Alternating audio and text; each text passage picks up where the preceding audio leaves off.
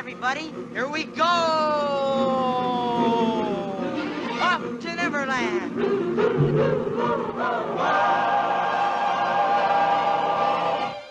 The views expressed on this episode of the Came to Believe Recovery podcast do not necessarily reflect those of KHLT, Take 12 Recovery Radio, or our affiliates. The opinions on this episode should not be taken as medical, psychological, or professional advice and are those of the host, co-host, and guests. KHLT and Take 12 Recovery Radio are not affiliated with any particular 12-step fellowship.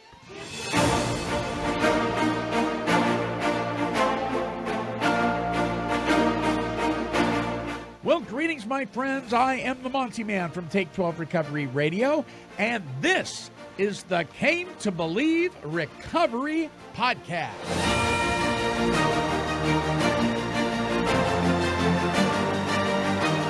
And now, here are your podcasting broadcasters, Tom Williams and Alicia Martinez, to introduce this week's show.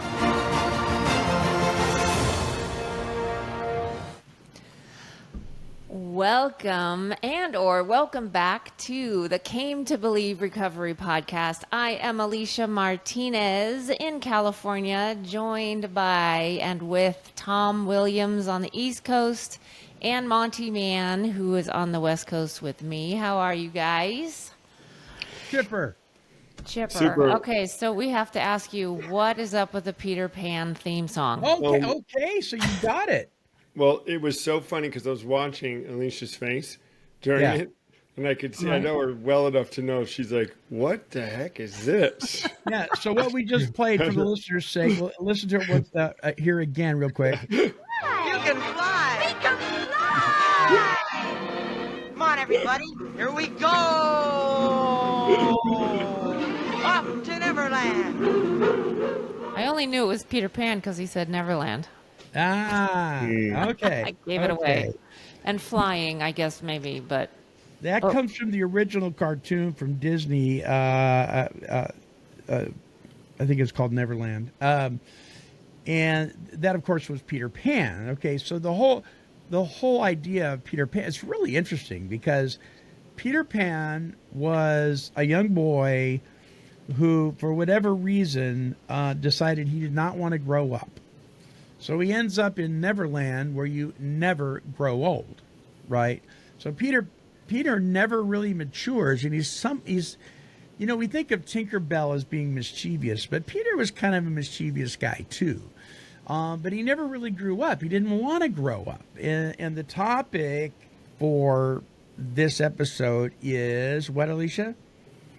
Emotional maturity. Dun, dun, dun. Yes, it's something that Peter really wasn't too interested in. It's interesting to note, though, the name of Peter Pan. He's actually named after the god of fear. It's where we get the word panic. And the pan flute, right? Every time the god of fear would play his flute, that meant something horrible was about to happen. So it's interesting how Peter, this kind of a hero of children, is actually based in fear and immaturity. And I just thought that was really some interesting trivia there as we launch forth on this topic. What do you think, Tom? Wow, you learn something every day. I love that kind of stuff. Yeah. I'm totally going to tell Very someone else interesting. that. I love that. Well, Alicia and I were talking about it yesterday, emotional maturity, and then we launched into emotional intelligence, and then we both said, like, what's the difference? And there is a difference. But emotional maturity, and then how does it tie into the 12-step program that we teach? And how does it tie into a relationship with a living, loving God? And how does that help our lives? And what does it look like to be emotionally mature and have emotional intelligence? I've been told I have really high EI, now emotional intelligence, but that's kind of seeing other people's emotional display and being able to manage it and being able to pick up on what people not so much on my own side, as you guys saw before the show. I am still working on it. I get buttons pushed, and, poor me's are part of emotional immaturity. But then it's immature of you to even say that and notice it and work on it in step 10, right? That's just an ongoing process. That's good. Yeah, so wait, I think we should, let me start with reading this definition. I think this will help. Maybe both of them. Yeah, I'm going to read the definition that we found it yesterday, right, Alicia? It was the intelligence one or the maturity or both? It's both. It's the difference between. Okay. So it says this: emotional maturity and emotional intelligence are connected concepts that carry distinct meanings, though. Emotional maturity refers to overall emotional development and stability, while emotional intelligence involves the ability to recognize, understand, and manage one's own emotions and the emotions of others. Emotional intelligence is the ability to identify and understand your and other people's emotions, while emotional maturity is the ability to apply your emotional intelligence knowledge in an appropriate way based on the situation and people involved. If that's not a complicated thing, I don't know. One is like knowing and noticing and being aware of, but then with maturity, you have to go up and take action and know how to deal with all of it and act appropriately. Yeah, how would you? I mean, that was right. It's the ability to see the things and understand people's emotions. Then maturity is how do you deal with it once you know it. So you really need to have both working with each other, don't you? Yeah. Yeah.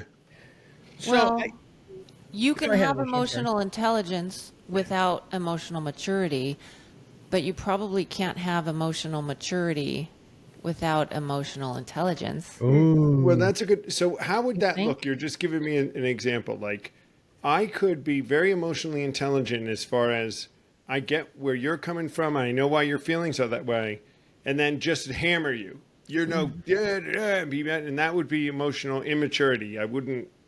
Yeah, I figured it out. I get why I've identified your emotion. I've identified mine, and then I've drawn a line in the sand and decided whatever. Right? Which is what most people do, I think. I think emotional maturity is harder. It's harder because it means restraint, and it means compromise, and I think it means we have to act in love, and we have to shake off the poor me's, and we have to recognize someone else's position. I don't know. Do you think you're an emotional, mature person, you guys? Monty, do you think you are one? And what would your wife say? Yeah. Not perfect, but would you generally think that you are? That's what she would say. Yeah.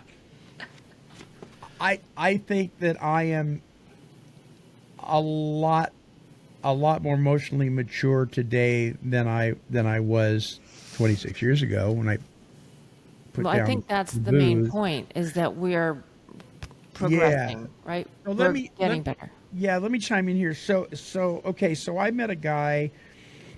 He was a student at the residential treatment center that I worked at for years. And this guy, he smoked a joint one time. He was not an addict. He smoked a joint one time in high school. His parents caught him. And so off to treatment you go. So he found himself in the middle of all these really hardcore addicts, right? And so it was a very emotional time for him, but he was over the top. And so if he was assigned a chore, let's say to clean the grease traps in the kitchen, and he was fine with that. But if you said, hey buddy, I need you to go over here and sweep this corner of the room over here, instead of do this needs to be done right away. It was so difficult for him to make that switch that he would just start crying. And he would cry at the drop of the hat. He would cry if we got his, if med call was late. He would cry if he had to go to work at the thrift store. He would cry. I mean, he was just. And one day I was I was actually assigned to him as his recovery coach, and I'm listening to this guy talk to me, and I'm like, I know this kid. It was me. I was looking in the mirror. This is who I was before my recovery, during my early recovery. You know, I would if Tom and Alicia, if all three of us decided, you know, hey, listen, this Saturday, let's all go to the beach and just hang out at the beach. And you both said, okay, that sounds like a good idea. Let's check our schedule. But you hadn't gotten back to me yet, and you didn't show up at my door. I'm hunting you down. I am hunting you down. Why didn't you follow through? We had plans, blah, blah, blah, blah, blah. And because this really happened. I'm my best friend. I'm hunting him down. And he's playing tennis with a buddy of his. And I'm like, hey, Larry, what happened to our plans this week? Well, we said it was a good idea. We never actually sealed the deal. Like, you know, and the other guy goes, what's this guy, your mother? You know, and it crushed me.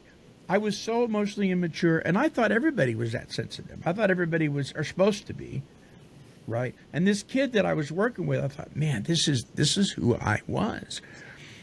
And I think this is what Dr. Alan Berger calls emotional sobriety. And it was Bill Wilson, what Bill Wilson referred to as the next frontier.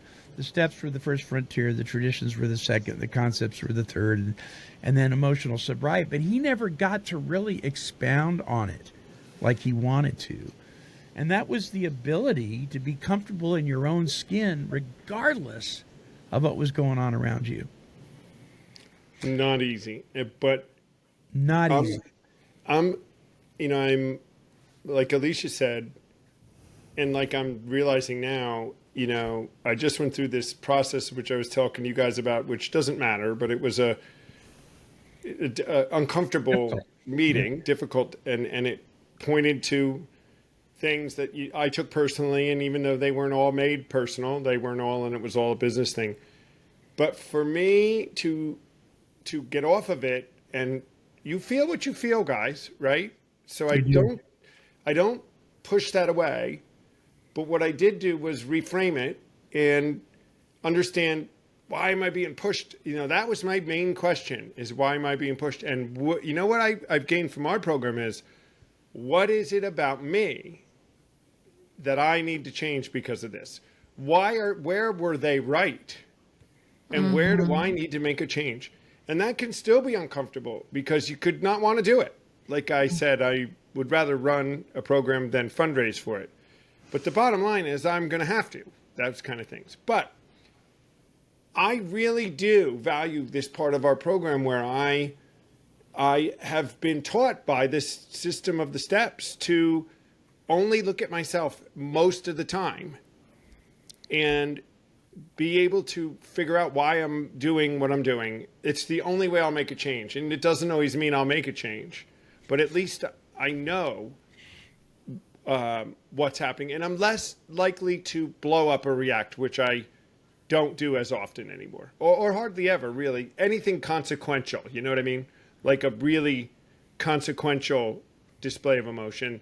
You know, venting is not the same thing. I think you need to be able to do that, but I don't know. Does that make sense to any of you guys? Well, let me ask you a question, and Alicia, too. I'll just say what's happened to me. I learned how not to outwardly display my frustration, let's say. Yeah. First I learned how to do that.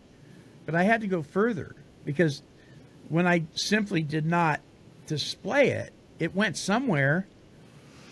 It went inside, right? And now I'm carrying it around with me and all day long, and then Marcia comes home from work and says the wrong thing, and I'm like, what is wrong with you? And she had nothing to do with it. So then I had to learn how to deal with it from within as well.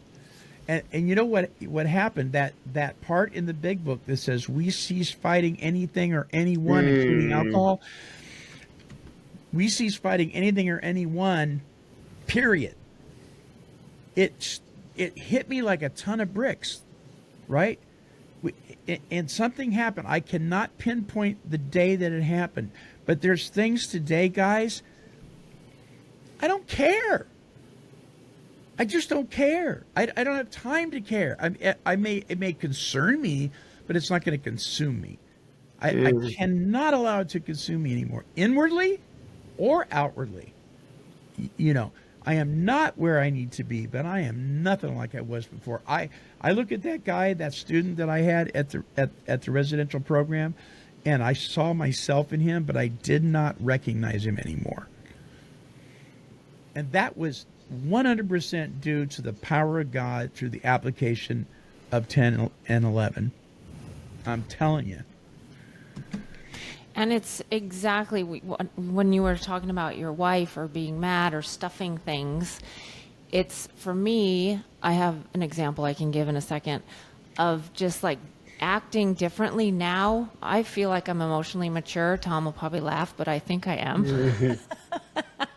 No, I think you are. I think I am.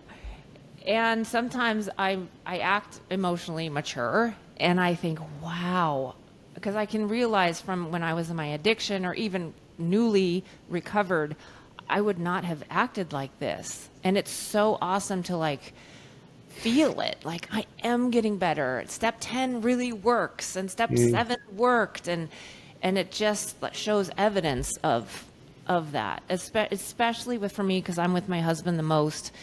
And just communication with him is different because I used to stuff and hide and resent and passive aggressive and blah, blah, blah. And now, I mean, it'll come, but I'm emotionally mature to realize it. I don't want to keep that in. I'm going to have a conversation with him. And then I do. And it's like, wow, I'm actually communicating. Because that was the number one reason why I started drinking when I was 15, because I could not communicate to people. I'm afraid of people, and I'm awkward, and I still am. Tom can attest to this. But I can't drink now, or I don't choose to drink now. I don't choose to hide in the food. So I have to learn to be uncomfortable and communicate, or not. But it's just amazing for me just this week to see me communicating and my husband seeing it because he knew me before too. And it's like, I'm growing. Well, give us your example. I think I know what it is. It's partly probably of what you know, but we read the Bible every morning together and then discuss it. I was kind of in another haze and not really paying attention because of gaining weight.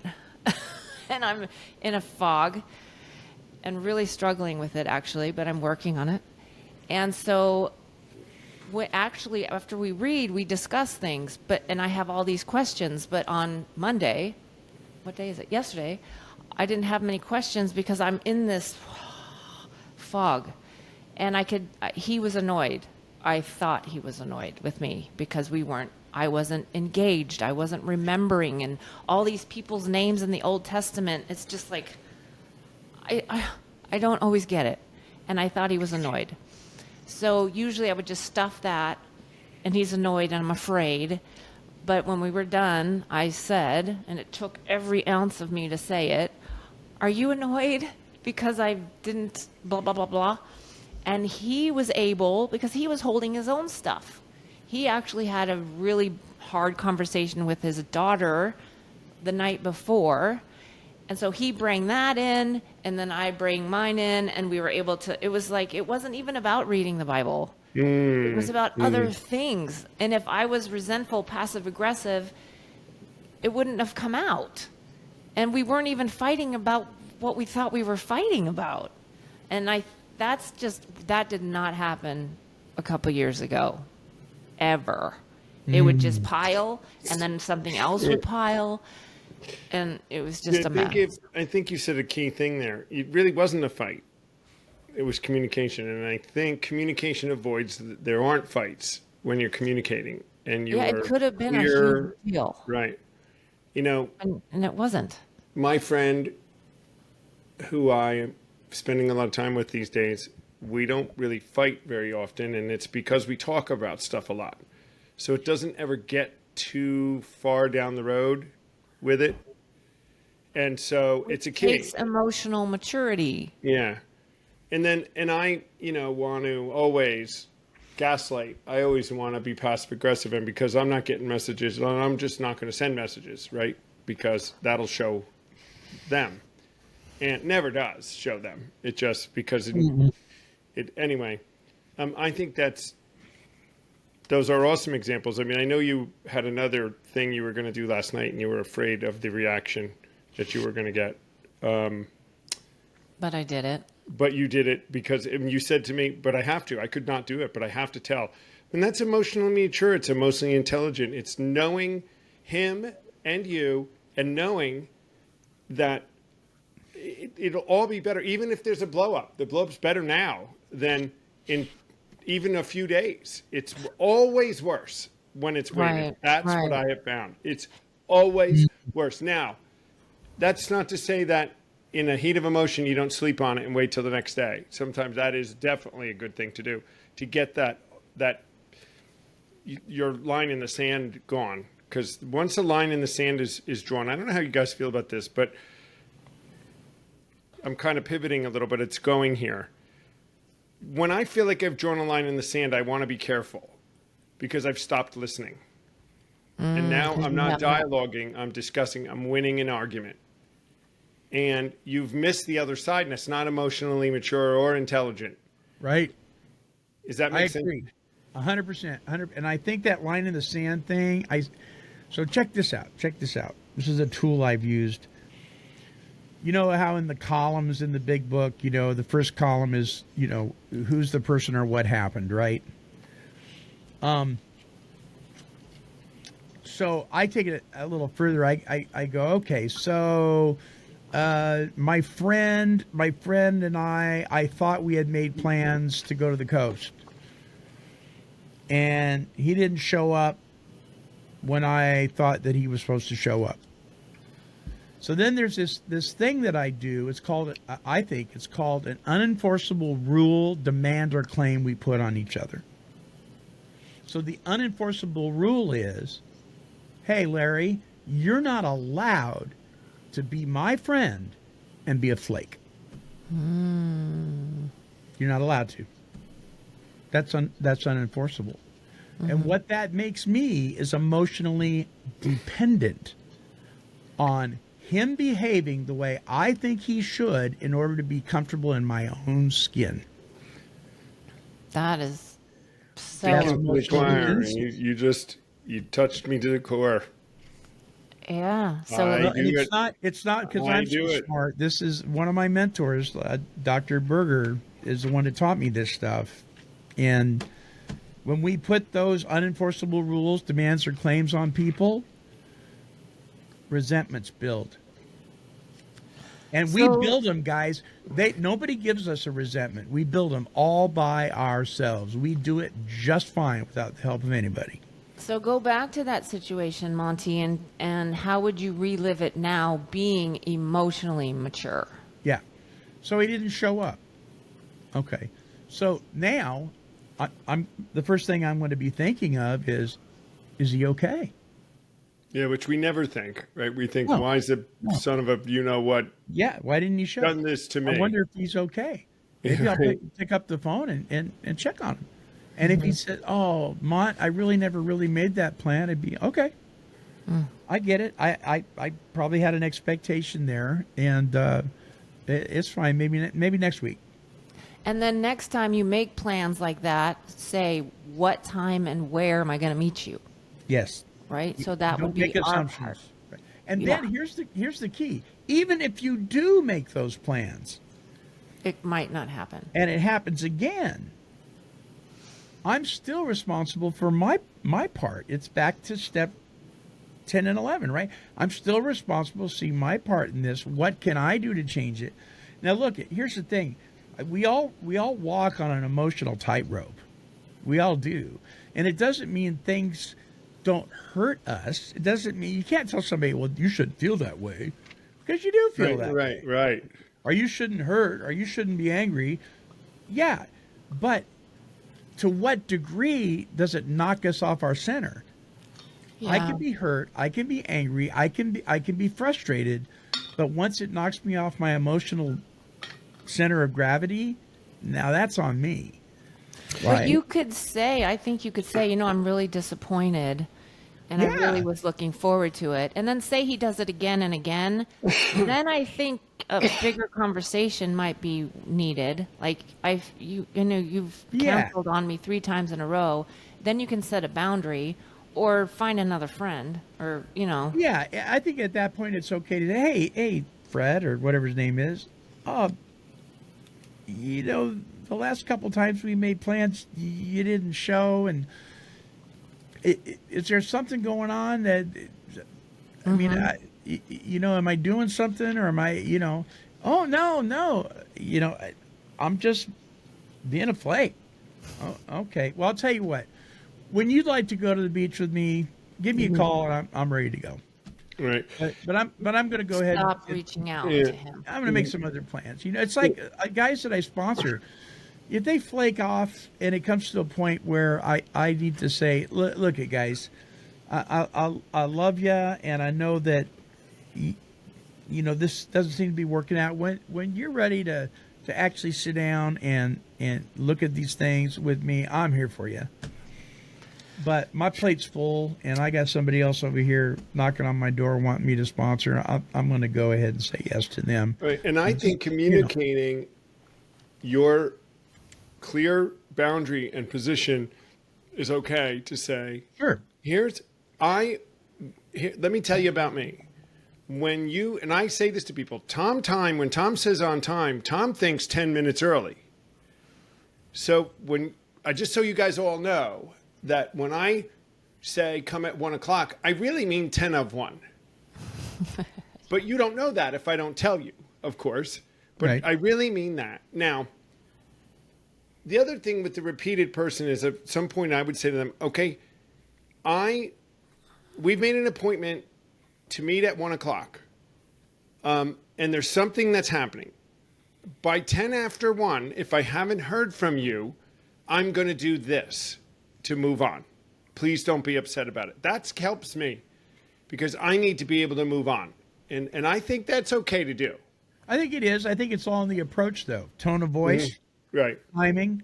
The tone of voice could be, if you're wrong and you screw me, you're right, you got to be careful. Yeah, right. Now, I wanted to take this to another level because you said, and tell me if this is like the one notch up. You said you can't, the unenforceable rules. You're not rule. allowed to be a flake and be my friend. You're not allowed to be a flake.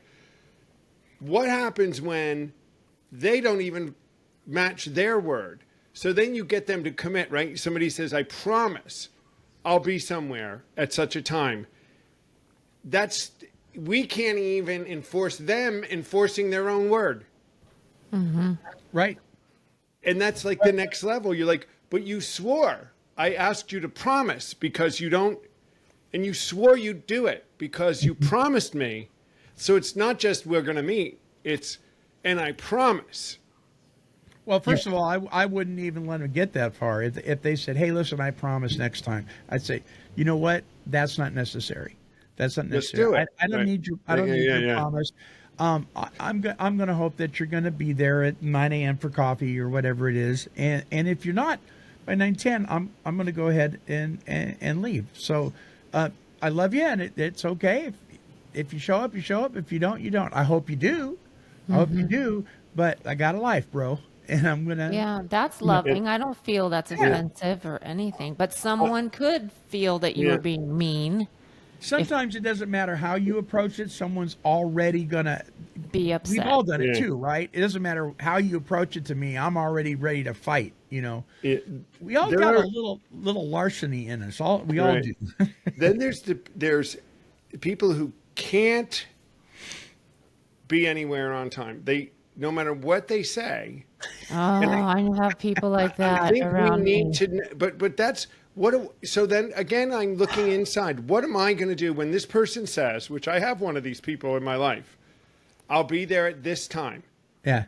Never, ever, ever is that the time. So I hear you. Tom knows it though now. And there's no, even if it'll be another 5. It's never, ever, ever that. So you have to let it go, or you need to shame on drop you. that person. Shame on you. Well, what I do now is I don't get myself Yeah. aligned with that. Like, Right. I just, and I'll say this too. I don't think this is so hard for someone but they're sitting next to you and say, I'll be home by such a time. And you say, well, you won't be. And that's Well, my that's kind of passive a That's a little aggressive, I guess. snarky there, That's isn't a it? dig. Then I'm trying to teach them, but we're just people learning. So give me a little But grace. I and I'll think say, it is do you- okay if Do you you have a know conversation. that you tell me that and you're never here? And that hurts my feelings. I want Exactly. you to know that every time you say a time, you're never there. How does that, this is how this makes me feel. So I'm just telling you, you won't be here at that time. And then, I just don't, now I don't rely on you because I'm just going to go ahead because you're not going to be here at that time. So many times that you burn, but this is not is that emotional maturity that I just know and then I pivot and make sure I don't get hurt by it every Yeah. time? Yes. I guess that's what I do. And you have So to Alicia, accept them. you're gonna say it was okay to what? Well, I was going to say, but then he did it. I was going to say it's okay for you to have a conversation with this person Yeah. and say, I notice every time, although every time is, but most of the times when you say you're going to be here, you're late every single time. What's going on? And, I think if this is time number 3, right? If this is time number 3, maybe I'm going to go to my buddy Fred and say, "Hey, Fred, this is the 3rd time you said you were going to be here, and you're like a half an hour late. And I'm wondering, is there something I can do to make it easier for you to be on time? Can I help you figure this out? Because it is kind of screwing my day up in my schedule, and I do have other things going on. So I need to figure out what to do. I've got other people that I'm working with it. Okay, help me help you." And if he says, no, I just promise next time I will be. Yeah, maybe, we'll see. But let me know if there's something, or give me a call. Let me know if there's something. And then if he does it again, whatever your limit is, if he does it again, then it's okay to say, this isn't working out. And, I'll tell you what, where I live. If you want to get together, give me a call, come on over. But we're not doing this anymore. Because it's like, fool me once, right? Fool me twice, fool me 3 times. Then shame on me. I'm setting myself up now. So setting boundaries is fine. I don't think we ever want to shame the person, though. We can be firm without shaming them. I love you. This doesn't change the way I feel about you, but this isn't working out right now. So let's not do this. Okay. Then this is probably one point where I'm not emotionally mature because it does change my view of them. I think they're disrespectful and they're stupid because they can't. I just do. I'm sorry. There's one person, we've had a meeting at our church. It's on hiatus right now for 2 years. 2 years. Every Monday. She is late 15 to 20 minutes every single time. And at church, she comes in half an hour late. And it infuriates me. But I'm just like, why does that make me so mad? Yeah, I that's don't what you care. got to ask yourself. That's what you got to ask yourself. Because if this is her, infuriates me. And she doesn't work. I'm like, why can't you get here?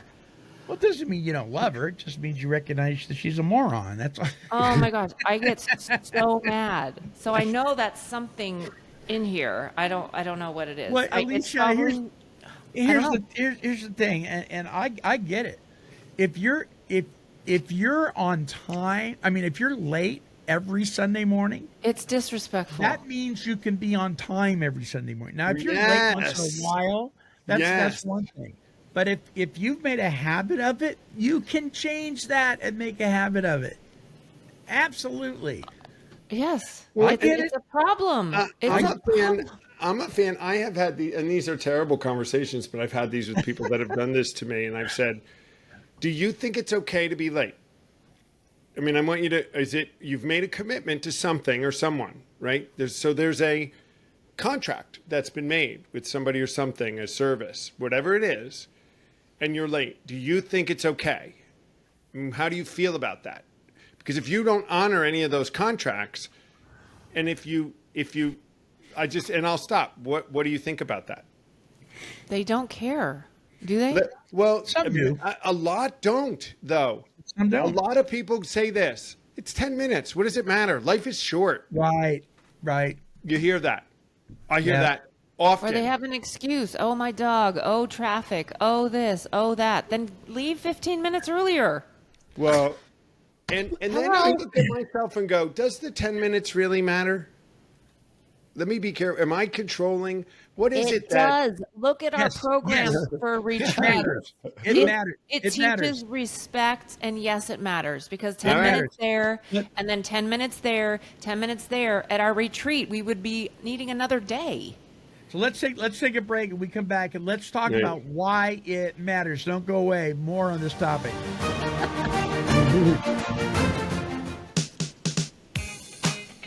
Hey, did you think party time was over just because you got sober?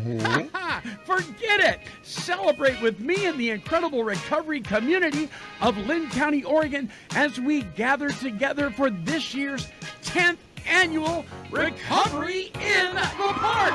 Tuesday, July 9th from 5 to 8:30 p.m. at beautiful Bryant Park, Albany, Oregon. Live music, raffles, community resource fair, activities for the kids, and free burgers and dogs. No, not that kind of dog. Come join me and my friend Cindy from Albany Celebrate Recovery as we MC this year's event. It's gonna be a blast! Tuesday, July 9th from 5 to 8:30 at beautiful Bryant Park, Albany, Oregon. Come join us and have a great time and party sober. I dare you. This is Jonathan Marsh, and you are listening to the Recovery Talk positive music of Take 12 Recovery Radio, home of the Came to Believe Recovery podcast. Sometimes you wanna go where everybody knows your name, and they're always glad you came. You wanna be where you can see our troubles are all the same. You wanna be where everybody knows your name. Yes, it is a wonderful thing to be around people that know you and love you and care for you. And, everybody wants that. And for those of us who are living a life as recovered alcoholics, addicts, or whatever, we surround ourselves with people that, even though they may not know our name, it's a fellowship of the Spirit. And it is a wonderful thing. And it is much more spiritually healthy than hanging out at the Cheers bar in Boston. As long as they're on time. As long as you're on time. We're talking about emotional maturity. And we left off with why is it important for people to say they're going to be on time, be someplace at a certain time, that they be there. And this is my opinion on why it's important. Because things are a domino in life, right? Mm-hmm. So when you're late, right, that changes my schedule. My schedule changes that guy's schedule. That guy's schedule, it just goes boom, boom, boom, boom, boom. And though I can't put an unenforceable rule on you because it's unenforceable, it's okay for me to let you know what, Fred? You and your behavior is affecting a whole lot more people than just me and you.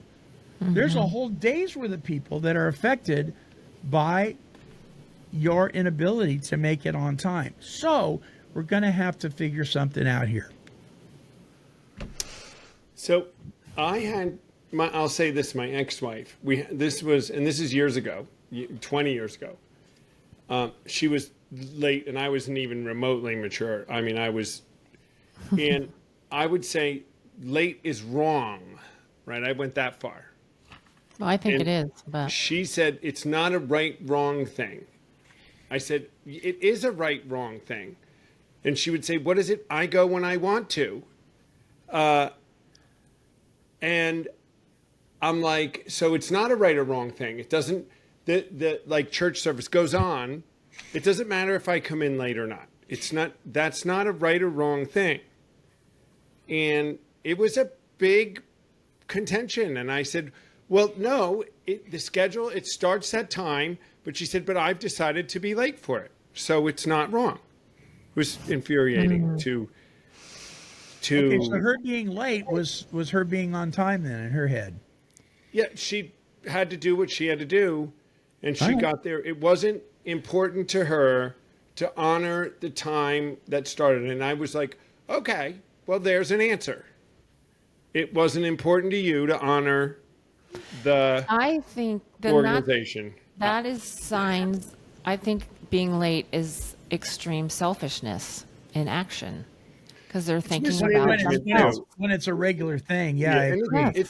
it's mismanagement of life too. It's bad time management, and It totally is. I mean, once in a while, yes, we're going to be late. But if it's constant, every single time, constant, or more than 50% of the time, it's a problem.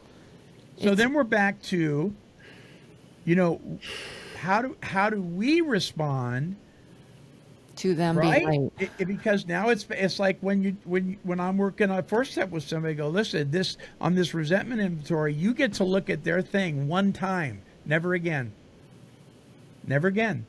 Yeah, but I got one guy right now who's writing all this stuff out, and it keeps going back to, and then I go, no.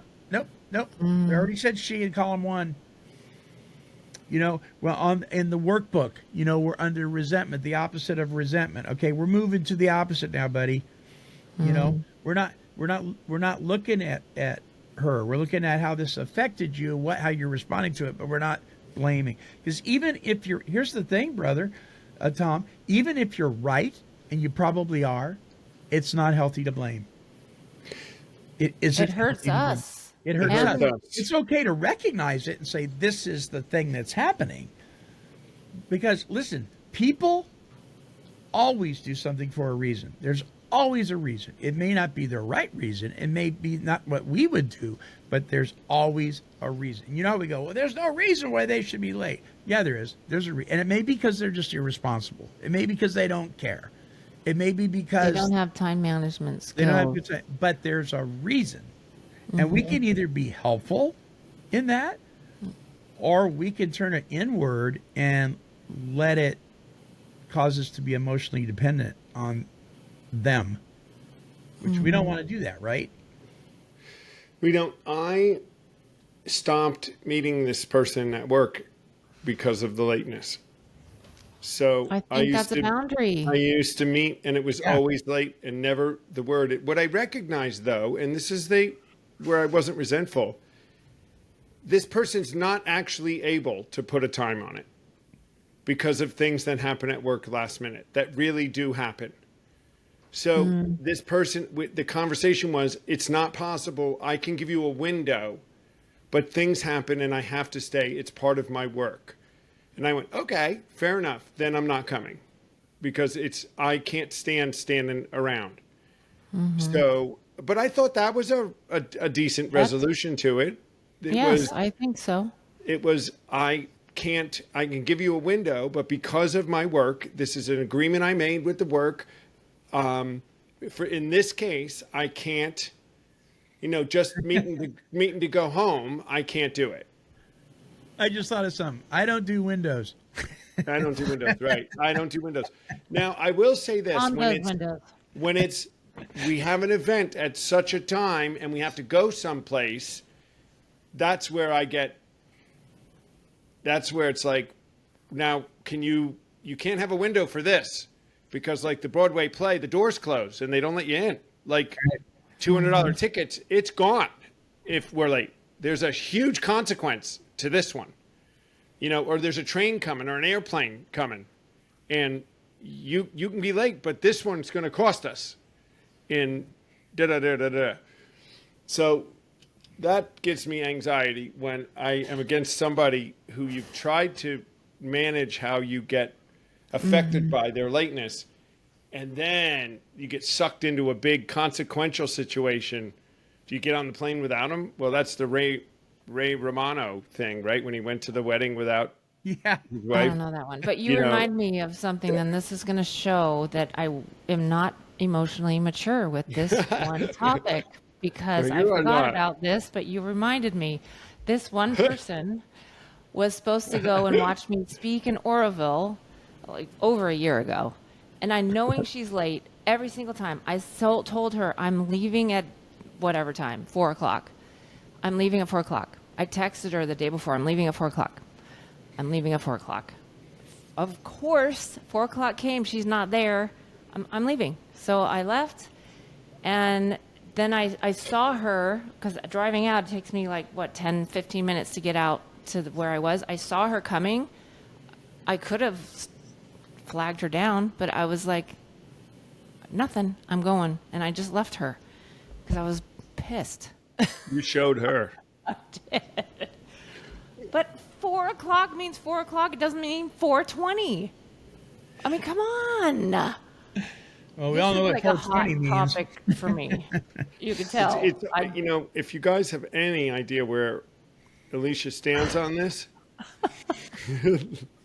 This nutrition and exercise don't this mess is why with me. Alicia and I get along so well, because we are generally completely aligned on all this. Just on those things. So here's the key. Here's the key, though. Again, I think it is appropriate. It's okay to be frustrated. It's okay to even be angry. You know, the big book talks about anger is for those who can handle it better than we do, right? Well, anger's not a sin. It's how we respond to it. Mm-hmm. Anger's an energy. It's got to be released. It's just how do we release it? Do we release it properly? So, and for those of us who have recovered from a seemingly hopeless state of mind and body, we probably can handle our anger better than we did before. Whereas before we had no business even going there. But now we can. But what's it do for the rest of our day? If this is affecting the rest of our day, this is totally on us. This has nothing to do with the other person being late. Mm-hmm. This has everything to do with us holding on to it so tightly that it is affecting us, and now we're the one that needs to deal with us, right? Mm-hmm. Now, let's turn it around, and I know we're getting towards the end now, but we've been mostly talking about what annoys us, right?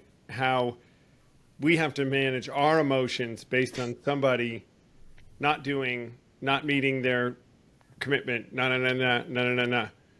How do we deal with it when someone else is annoyed with us because we don't do it their way, right? Here's what the other side is. Why are you so upset? We're just walking home. It's 10 minutes. Don't you understand? It's what pays the bills. Hang out for 10 minutes to make a phone call. I can't believe you're so upset about this. It makes me really feel like you're ungrateful. Do you know what I'm doing? I'm not doing widgets. I'm working hard. It's something I had to do.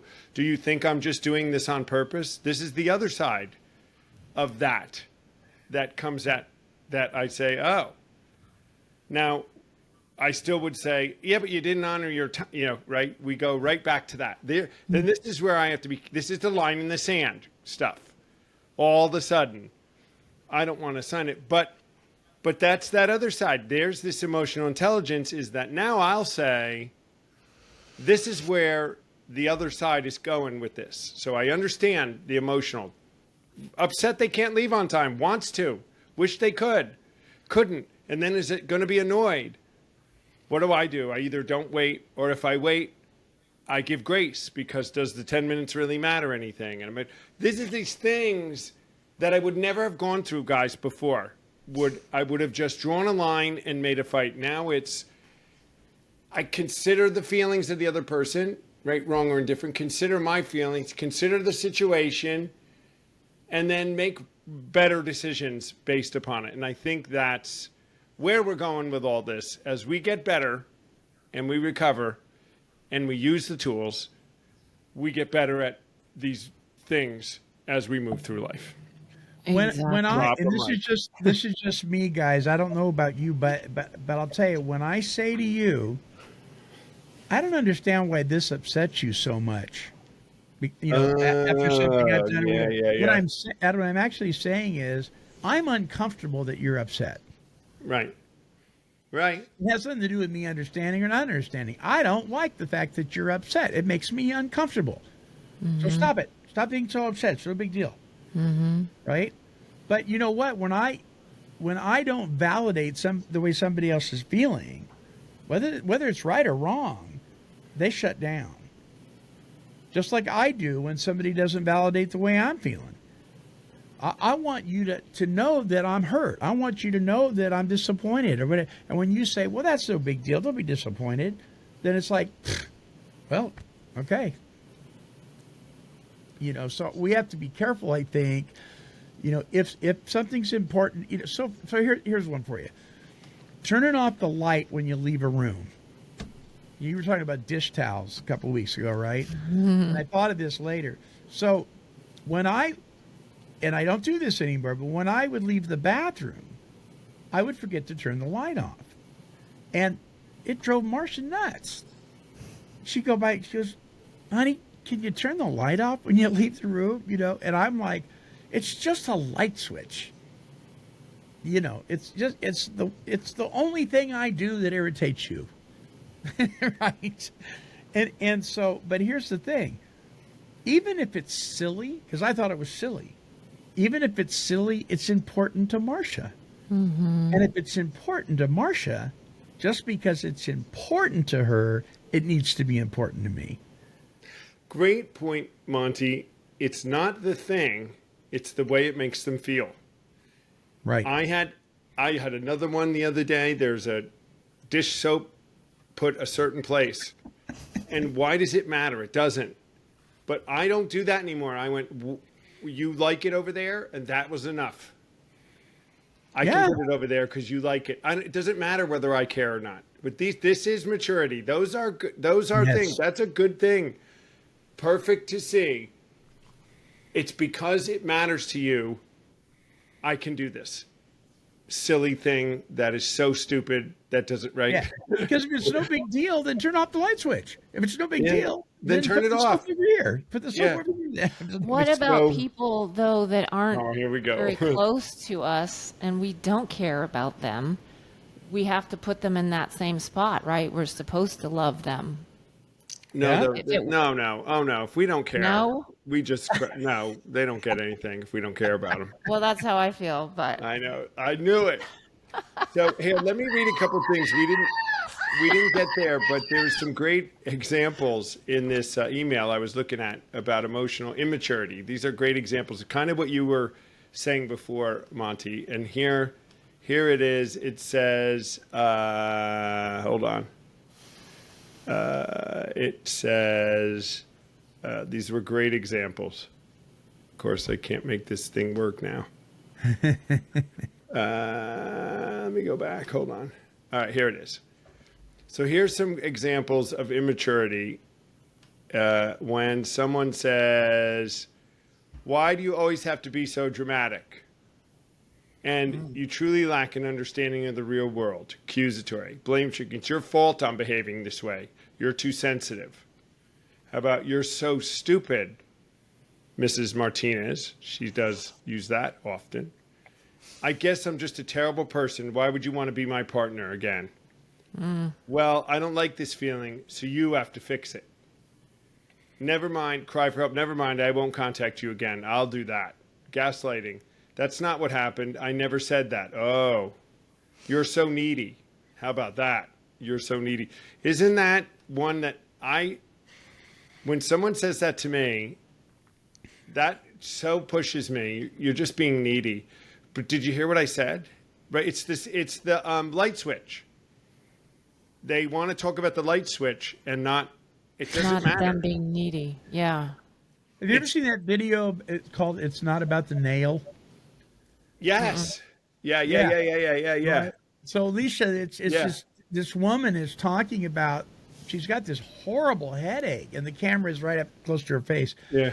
And her husband is trying to tell her how to fix it. So the camera pulls back and she's got a giant nail in her forehead. And the husband's going, pull the nail out. Pull the nail out. And she goes, it's not about the nail. Because us guys, we think logically, well, A plus B is C, so let's pull the nail out. But she's dealing with emotions and fears, and she wants to talk about what's really going on. All he wants to do is fix it. I would think it's the nail. Pull the nail out. That's the root. Well, I have said this, and I've asked this question. I might have even done this to you, Alicia. I've said, listen, I don't need the answer to this. I just need to cry about this for a minute. You just got to let me just vent. I don't want you to fix it. I just need to let this go. I have also asked that question. Do you want some suggestions, or do you just need to tell me about it? I'm happy to just listen. And even though there's a clear, that comedian says, even though there's an absolutely clear answer to this issue, you don't always want to give it. It's not being asked for. I have this on Women do it more, I think. This is on my computer. Yeah. Because I fix everyone. Yeah. They just don't let me fix them. I think men want the fix more than women want the fix. I think women... I want the fix. I think I'm the Maybe man that's of the relationship. Well, you are. Well, I think, Tom, for the most part, you're correct, though, and I think it's because of our own immaturity. We don't like it when she is upset. We don't, Right. listen, we could play basketball with each other, and the guy elbow us in the eye and give us a black eye, and I want to punch him in the nose, and then 5 minutes later, we're playing basketball again. No big deal. Women aren't like that. My wife's a processor. I want to, if I say something hurtful to her and I realize I've said it, as soon as it comes out of my mouth, I want to fix it. Honey, would you forget? And she's not ready yet. That whole thing about when we're wrong, promptly admit it, doesn't always mean to the person we've wronged. They may not be ready for us to but we want to fix it, Tom. You're right. We do. And I've learned that I miss what they're saying. Yeah. And no empathy. And it's sometimes it's the imago thing. And you just repeat it back. And the last thing you say is, well, then it makes sense that you're upset. And, Guys, anyway. We're out of time. So we have time for closing thoughts. Tom? That was a good one. I just want another half hour. We could do it. No. No, it's too long. It's such a good, I think, conversation. And sometimes, guys, we talk about the fellowships that we're in where we talk about these things and we're able to process them. And a lot of people are not in situations like that. And that's right. The whole grateful alcoholic thing, which I usually would never say. But I am grateful that I found a process and a program that has allowed me to even have this conversation with you guys and to be able to process these things today. And I hope if you're in the audience, you found it interesting, you found it helpful. And, maybe if you found like you can't process like at least what we think we're supposed to do, that you can find a system and a way. Maybe it's a retreat that would help you. Yes, came to believe recovery.org. There you go, Mrs. Martinez.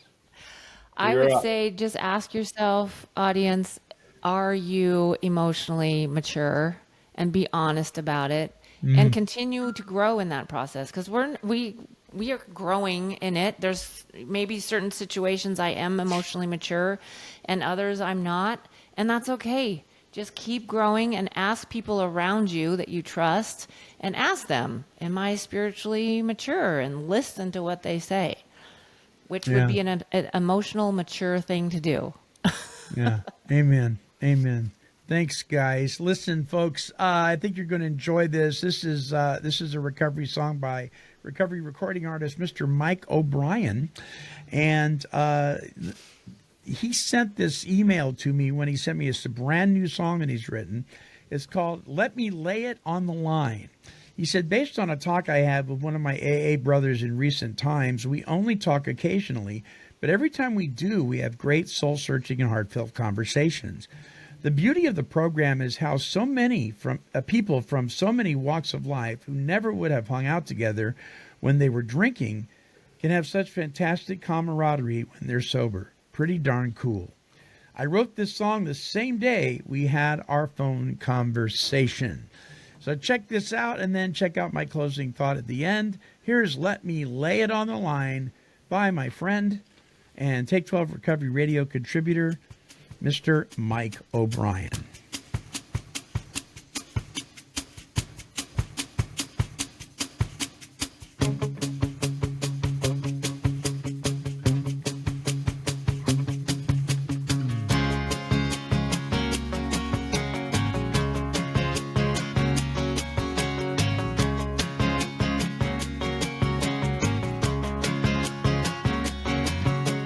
That was quite the talk, quite the conversation. We really let it out, no stone left unturned. You're a good friend, brother, and I'm glad I know you, 'cause we can lay it on the line.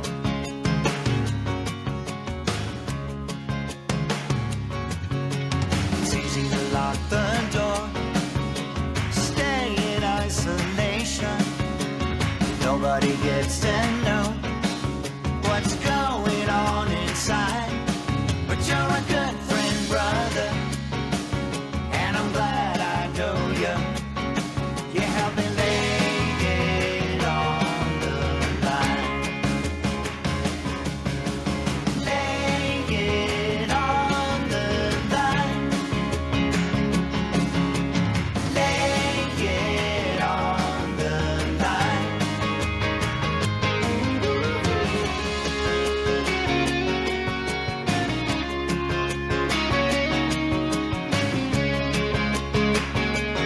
Yeah, yeah.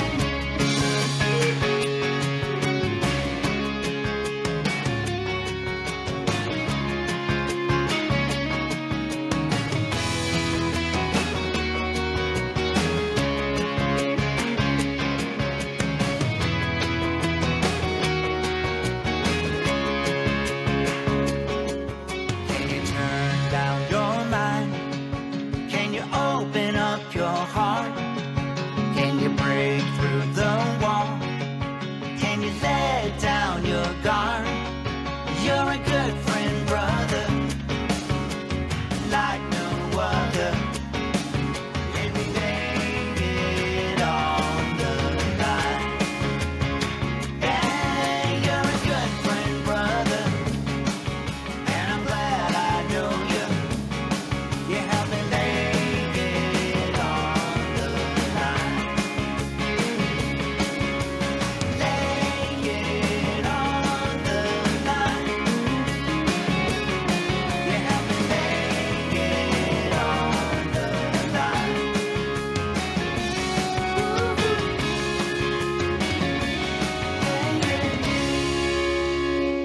The recovery sounds of our good friend, Mr. Mike O'Brien.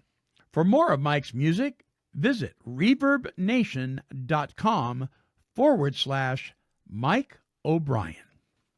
I wonder, do you have a circle of friends that allows you to lay it on the line?